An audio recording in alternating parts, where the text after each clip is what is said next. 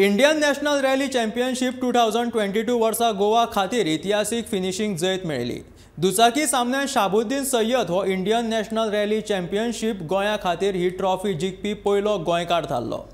चिकमगळूर कर्नाटकांत जाल्ली भारतीय नॅशनल रॅली चॅम्पियनशीप 2022 ची ही पयली फेरी आशिल्ली आनी शाबुद्दीन सय्यदान वर्ग तिसऱ्या विभागात तिसरो क्रमांक मेळयलो।